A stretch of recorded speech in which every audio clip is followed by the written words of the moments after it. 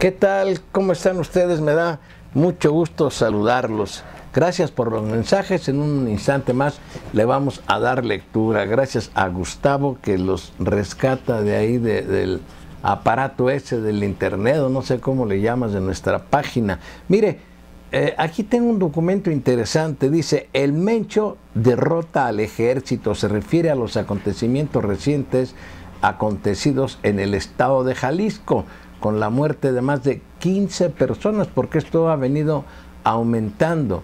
Han muerto ya más de 15 personas que al ser derribado ese helicóptero. Y hay una persona que me manda una aclaración interesante, lo cual le agradezco mucho y con gusto le daré lectura. Dice Álvaro Delgado en el portal de APRO: en los medios castrenses hay indignación. El criminal Nemesio El Mencho Ceguera, líder del cártel Jalisco Nueva Generación, le infligió una contundente derrota a las Fuerzas Armadas de México y a los cuerpos de seguridad en una batalla que involucró el 1 de mayo a 4 estados. El plan al más alto nivel era capturar al narcotraficante El Mencho, pero no solo fracasó, sino que la respuesta paramilitar exhibió autoridades negligentes, ausentes e impotentes, exactamente lo contrario a la cacareada coordinación entre gobiernos liderada por Enrique Peña Nieto, lo que supuestamente lo hacía distinto al panista Felipe Calderón, y que finalmente pues, es lo mismo o peor está resultando la estrategia que los Estados Unidos le han impuesto al Estado mexicano, primero a Calderón y ahora a Peña Nieto. Bueno, dice: la batalla del 1 de mayo se ve en las Fuerzas Armadas como lo que es una derrota del Estado a manos de la organización criminal que abatió a 6 soldados que viajaban en uno de los 4 helicópteros atacados con sofisticado armamento y que desquició amplias zonas de Jalisco, Michoacán, Guanajuato y Colima, 4 estados que están habitados por casi 20 millones de habitantes, poco menos de una quinta parte del territorio nacional. ¿Qué pasó ese día? ¿Quién o quiénes fallaron? ¿Por qué el Mencho, si estaba debidamente ubicado, logró evadirse del cerco policíaco militar? ¿Por qué no se previó una respuesta que, por sus dimensiones, fue producto de una operación quirúrgica que no se improvisa ni puede ser diseñada por raterillos? ¿Por qué se intentó ocultar las bajas militares y en general los muertos, que al final sumaron 15? No hay hasta ahora ninguna respuesta, y esto es cierto. Ese viernes, cuando el área metropolitana de Guadalajara era un caos por al menos 39 narcobloqueos viales y carreteros, que atrapó por horas a miles de vacacionistas que iban a Puerto Vallarta, el incendio de 11 bancos, 5 gasolinerías, 36 vehículos y 2 comercios, el presidente Enrique Peña Nieto no emitió un solo comentario, siquiera para tranquilizar a la nación sacudida por el tamaño del desafío criminal. Y mire, vaya que estos grupos delincuenciales seleccionaron un día muy importante, un periodo vacacional, carreteras atestadas de viajantes, de turistas. Bueno, déjeme seguirle. Dice, entre comillas: dejemos que el secretario de Gobernación sea quien emita el comentario a partir del desarrollo de los acontecimientos que ocurren en estos momentos y de la operación para la seguridad del lugar, declaró Peña tras la ceremonia de conmemoración del Día Internacional del Trabajo en Los Pinos. Pero salvo un mensaje de condolencias a los militares asesinados vía Twitter, Miguel Ángel Osorio Chong, secretario de Gobernación, permaneció omiso a lo largo del día ante la anarquía en 4 estados del Bajío y occidente de la República. Y solo hasta pasadas las 20 horas de ese viernes de locura, cuando las Fuerzas Armadas y las policías estatales y municipales habían sido derrotadas por los criminales de El Mencho, se escuchó una voz del gobierno federal. Pero no fue Osorio Chong, pese a que Peña le encomendó informar sobre el caos en 4 estados del país, sino el comisionado nacional de seguridad, Monte Alejandro Rubido, quien rindió un informe idéntico al del gobernador de Jalisco, Aristóteles Sandoval, 2 horas antes. Pero Rubido tampoco habló con la verdad, omitió cualquier referencia al intento frustrado de capturar a El Mencho y atribuyó la ofensiva del cártel Jalisco Nueva Generación a la Operación Jalisco, que se instrumentó a partir de ese viernes. Lo único que reconoció es que ese cártel ha crecido con una capacidad de fuego inusitada y personal capacitado para generar lo que admitió también fue una ofensiva inédita en México. Es la primera vez que tiran un helicóptero de este tamaño y es una situación atípica en nuestro país. Si bien hemos tenido actos que yo les llamaría de delincuencia a alta escala, esto fue en otra dimensión. Para el fiscal general de Jalisco, Luis Carlos Nájera, lo ocurrido el viernes primero en 4 estados es otra cosa, es terrorismo puro. Bienvenidos al infierno, dice esta nota de Álvaro Delgado. Y de veras, si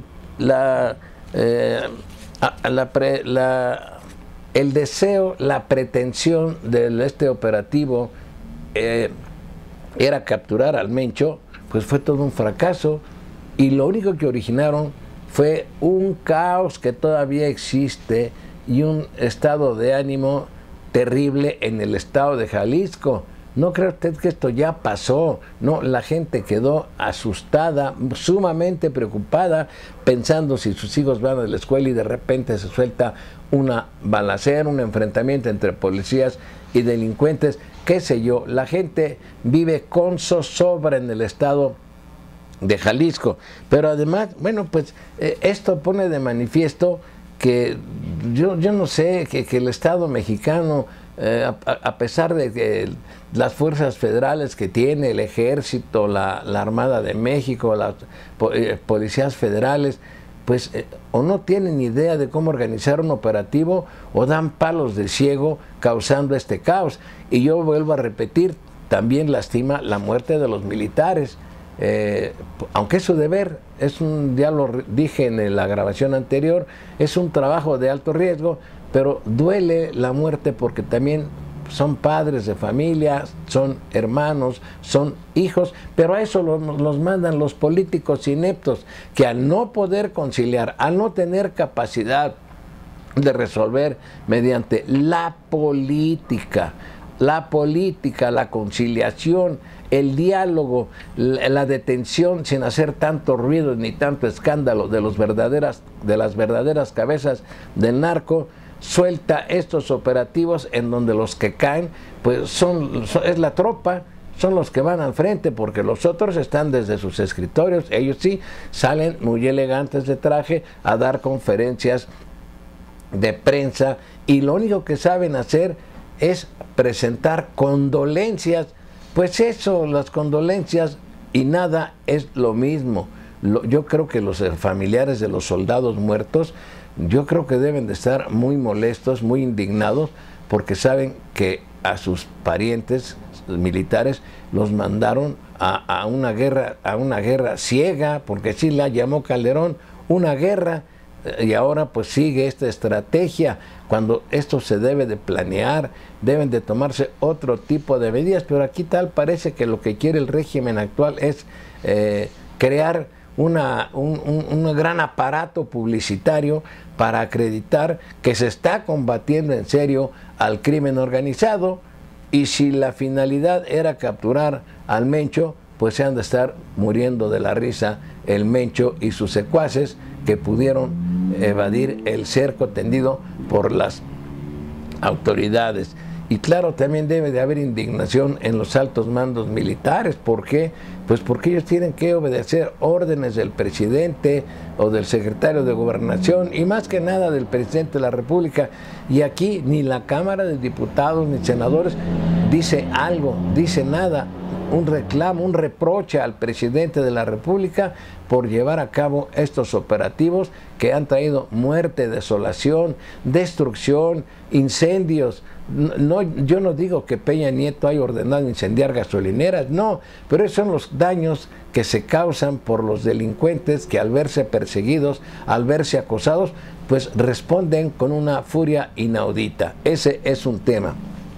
El otro tema que quiero comentar lo más breve que pueda es recordar el asunto de San Salvador Atenco, que hoy, martes 5 de mayo, grupos que salieron afectados, sobre todo mujeres que fueron violadas, que fueron obligadas a practicar sexo oral, sexo anal con elementos de las fuerzas policíacas, siguen reclamando justicia. Dicen ellas, justicia y no dinero. Piden 11 víctimas de tortura sexual en San Salvador Atenco, en el Estado de México, precisamente cuando Enrique Peña Nieto era gobernador de ese estado, y que ya siendo presidente de la República se jactó de que él había ordenado ese operativo. La historia es larga y es interesante, un día se las contaré. Todo deriva de un conflicto que hubo entre gente que vendía flores, pero en el fondo es quererse apoderar de grandes extensiones de terreno para construir un aeropuerto en el que se iban a beneficiar, pues yo creo, contratistas, amigos de Fox, amigos de Arturo Montiel Rojas, amigos del señor Peña Nieto cuando fue gobernador del estado, y que pues gracias a un movimiento social que trascendió nuestras fronteras se evitó la construcción de este aeropuerto, y claro, algunos tuvieron que pagar con su vida. Mire, la nota dice: mujeres víctimas de tortura sexual durante el operativo policíaco de hace 9 años en San Salvador Atenco advirtieron que la reparación real del ataque que sufrieron no pasa por lo económico, sino por el acceso a la verdad y a la justicia. Pues esto es actuar con dignidad. Han tratado de sobornarlas, han tratado de acallar a organismos internacionales, el régimen actual de Peña Nieto, y hasta la fecha no lo han logrado, y ojalá, señores de las instituciones internacionales defensoras de los derechos humanos, no doblen las manos ni se dejen convencer, lleguen hasta el final de esto y exijan justicia para las personas que fueron afectadas. Las 11 víctimas, quienes acudieron ante la Comisión Interamericana de Derechos Humanos para denunciar al Estado mexicano, demandaron que el gobierno de Enrique Peña Nieto no persiste en el intento por evitar que el organismo internacional emita su informe sobre el caso, porque lo que quiere Peña Nieto es retrasar y retrasar todo esto, argumentando que están en diálogo con las víctimas. Las víctimas dicen que ellas no quieren diálogo, quieren que se repare el daño. El daño, hay cosas que son irreparables, pero sí la aplicación de la justicia, y hasta el momento que yo sepa, no hay ninguna persona detenida por estas gravísimas conductas delictivas. Dice la nota: confiaron en que ese organismo internacional emita su resolución de fondo sobre los actos en su contra. Esto para que entre las recomendaciones de la Comisión Interamericana de Derechos Humanos se pueda establecer la necesidad de investigar los distintos grados de responsabilidad, incluyendo desde luego pues, a todas las cadenas de mando, al entonces gobernador del estado, hoy titular del Ejecutivo Federal, Enrique Peña Nieto. Aquí tengo un documento emitido por el Centro de Derechos Humanos, PROT, Miguel Agustín Pro Juárez, Asociación Civil. Dice: la tortura sexual de mujeres en San Salvador Atenco, México. Esto es un informe reciente sobre casos de tortura y violencia contra la mujer, llevada a cabo por el Centro de Derechos Humanos Miguel Agustín Pro Juárez y la Organización Mundial contra la Tortura, OMCT. Es un informe extenso. Por razones pues de no cansarlo a usted, nada más voy a dar lectura a 2, 3 párrafos. Todo el contenido es muy interesante, pero para no cansarlo a usted, le voy a decir: resumen de los hechos, tal y como narramos en nuestras anteriores comunicaciones acerca del presente caso, o sea, de las violaciones a las mujeres en San Salvador Atenco, de tortura sexual cometida en agravio de mujeres el 3 y 4 de mayo de 2006 en el pueblo de San Salvador Atenco, Estado de México, ocurrió un enfrentamiento violento entre las autoridades municipales y grupos de vendedores de flores e individuos pertenecientes al movimiento social Frente de Pueblos en Defensa de la Tierra. En respuesta, aproximadamente 2.515 agentes de seguridad, de los cuales 700 eran elementos de la Policía Federal Preventiva y 1.815 de la Agencia de Seguridad Estatal, junto con policías municipales, cercaron la zona y bajo la justificación de imponer orden, realizaron un operativo masivo caracterizado por el uso excesivo de la fuerza y graves violaciones a derechos humanos. En el marco de este operativo, los policías armados con pistolas, toletes y bombas de gas lacrimógeno agredieron y detuvieron no solo a manifestantes, sino también a personas que no tenían vínculo alguno con el enfrentamiento. El resultado fue la detención arbitraria de más de 200 personas y la muerte de 2 sujetos, claro, sujetos habitantes de San Salvador Atenco. De las personas detenidas, 47 eran mujeres, mismas que reportaron haber sido objeto de violencia verbal y o física por parte de los policías.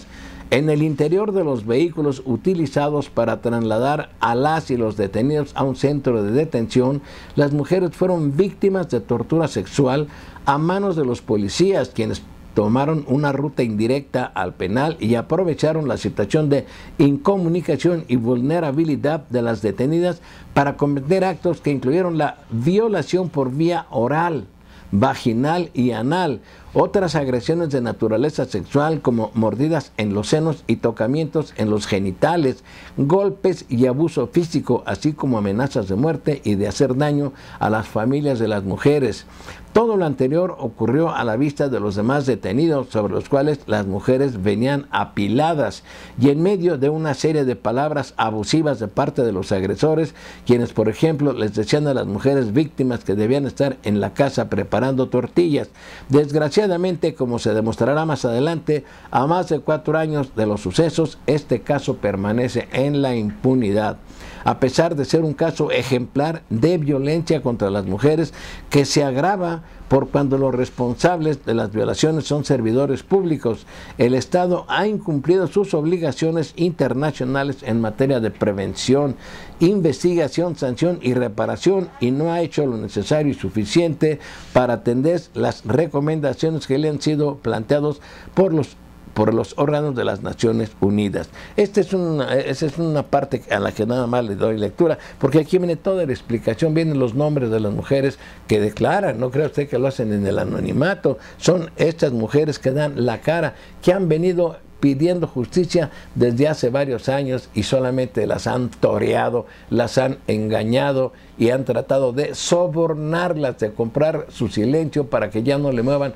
a este asunto que es una vergüenza para las autoridades, para el Estado mexicano, sobre todo para quien en aquel entonces era gobernador del Estado de México, Enrique Peña Nieto, y ahora es presidente de la República, y no se ha hecho absolutamente nada, a pesar de que, pues ya mañana comentaré estas leyes de acceso a la información pública, de acabar con la opacidad, de que haya transparencia. Pamplinas, son puras mentiras, puros montajes. Hasta ahí.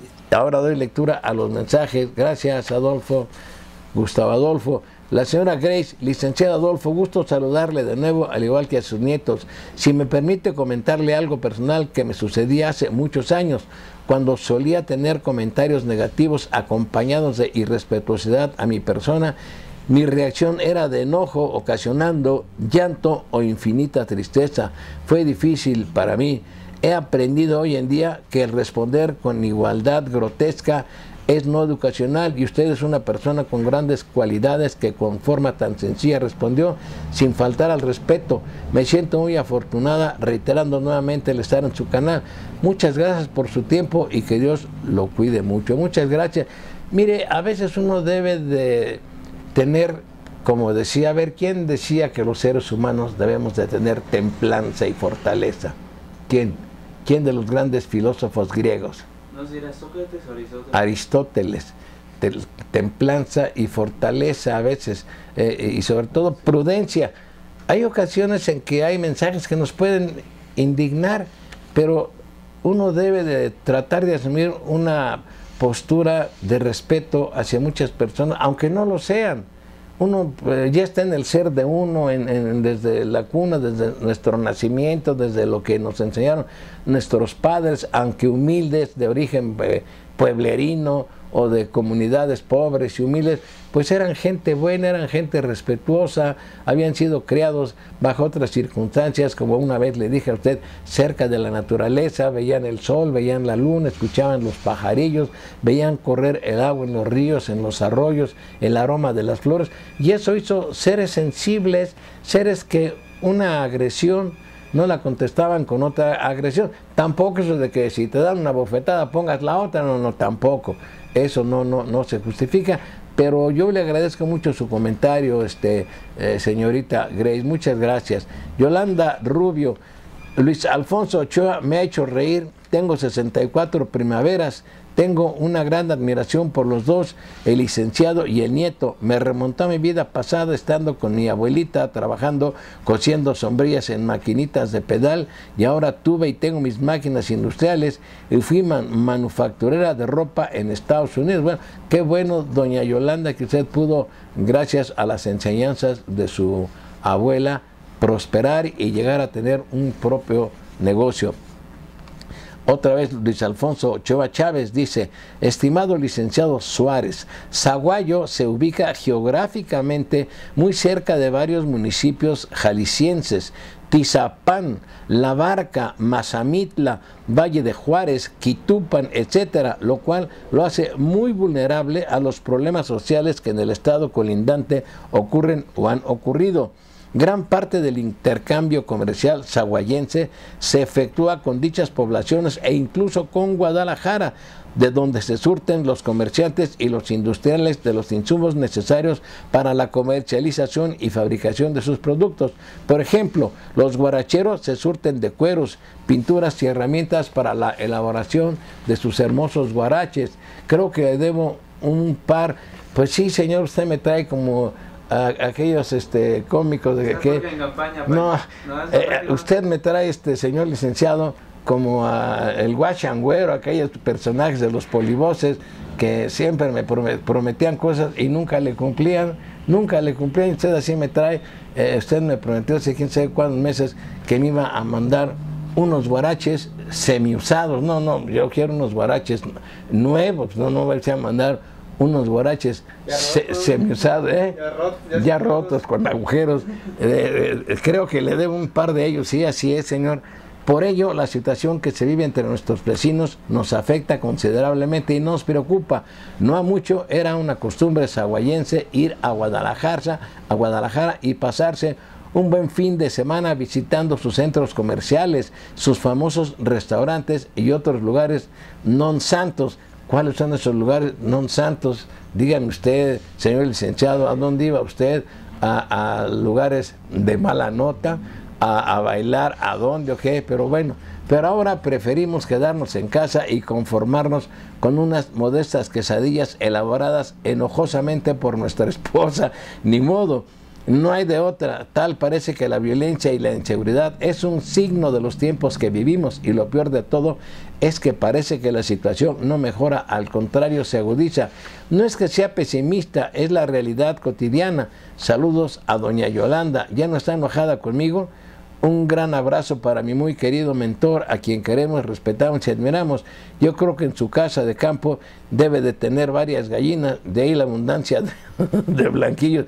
No es una casa de campo, no vaya usted a pensar que soy un hacendado, un potentado, un terrateniente. No, un terrateniente, un latifundista, no, es una, pues yo le llamaría una casa muy modesta que nos llevó muchos años construir. Dice, fíjese, esto es con doble sentido seguramente, dice, yo creo que en su casa de campo debe tener varias gallinas, de ahí la abundancia de blanquillos. Muchas gracias, señor licenciado. Saludos, señor Adolfo, Yolanda Rubio y sus queridos nietos, muchas gracias por darnos sus puntos de vista. A mí se me hace muy instructivo, yo nunca me di cuenta de esto, pues los medios de comunicación no nos informan mucho a quienes no estamos en nuestro México, no sabemos mucho de la verdadera situación que vive nuestra gente, y verlo a ustedes es un gran honor, ¿no? El honor es para mí, doña Yolanda. Pues nos da una información verdadera y es muy interesante y se me hacen cortos. Luis Alfonso Ochoa Chávez, enojada, ¿no? ¿Por qué? Solo di mi mi opinión, me identifico con el joven Gustavo. Me recuerda cuando fui feliz al lado de mi abuelita y él me inspira mucha ternura. Pues qué cosas tan hermosas, dice usted, señora, recordarse de los seres que ya se fueron, de nuestros padres, de nuestros abuelos, que nos dieron ternura, nos dieron cariño, nos enseñaron tantas cosas y que a veces solo cuando somos padres o abuelos valoramos lo que ellos hicieron por nosotros. Yo le reconozco a usted que nunca olvide a su abuelita. Una vez un amigo me dice, tu papá, o sea los míos, no han muerto, viven en ti, tú eres una prolongación de ellos. Y me puse a reflexionar, ciertamente uno debe de recordarlos siempre con cariño, y la mejor forma de honrarlos es tratar de llevar una conducta digna de respeto, afecto y comprensión hacia los demás. Muchas gracias, señora Yolanda Rubio. Ya ve, Luis Alfonso Ochoa Chávez le dice que ella no está enojada, que por qué, que solo dio su opinión. Muchas gracias. Aquí hay un documento que me manda Ricardo, pero él se pone RICARDO. Qué bueno que me envía usted este documento, porque yo no vi el video, se lo confieso. Dice, hay un video donde se ve cuando impactan la cola del helicóptero, se incendia en el aire y se desploma. No fue ningún aterrizaje forzoso. A mí me parece muy difícil que alguien se haya salvado. Desde el inicio de su campaña para gobernador, el nombre de Aristóteles Sandoval fue descubierto en la nómina de un narcotraficante abatido. Aristóteles lo negó en un principio, pero luego aceptó que era su amigo, pero que no recibía dinero de ellos. También hay un general del ejército que recibió varios millones de pesos para dejar trabajar al Meño, es el Mencho, ¿no?, capo del cártel de Jalisco. La información la saqué de YouTube. Sí, mire, acuérdese usted, ustedes, y qué bueno que me envíe usted esto para que yo le dé lectura. Gracias que me ayuda usted, señor, que me manda esto, señor Ricardo. Si usted se acuerda, al inicio del régimen del actual gobernador del estado de Jalisco, que por cierto ha sido un desastre como gobernador, se le implicó y se le mencionó que estaba involucrado en muchos hechos delictivos. Y el primer mensaje que la delincuencia organizada envió para que se dieran cuenta quiénes eran sus colaboradores, no recuerdo el nombre, pero fue un hecho muy significativo: el asesinato del que fuera secretario de Turismo del gobierno de Jalisco, designado por Aristóteles Sandoval. Así es que pues no es de dudar. Por eso yo en la última grabación dije, no sé si en esta, o sea, a veces se me olvida, esos grupos no pueden actuar si no es con la protección, si no es con el cobijo, el contubernio a veces, no nada más con la protección de políticos encumbrados de todos los niveles, llámesele gobernadores, diputados, senadores, presidentes municipales, y desde los altos mandos de fuerzas federales, de fuerzas estatales y fuerzas municipales, desde luego en su correspondiente nivel. Bajo otras circunstancias, yo no me explicaría que hubiera estos grupos delincuenciales con tanto armamento, con tanto dinero para poderse movilizar y para sobornar a quien se les pegue la gana. Me da mucho gusto saludarlos y sigan ustedes enviando sus comentarios. Y otra vez se me olvida que le piquen en dónde, ¿cómo? Suscribir, comentar, compartir, dar like. Y dar like, por favor, no se les olvide que eso me ayuda mucho. Ojalá lo hagan y se los voy a agradecer demasiado, Gustavo y yo, y me da mucho gusto saludarlos y gracias.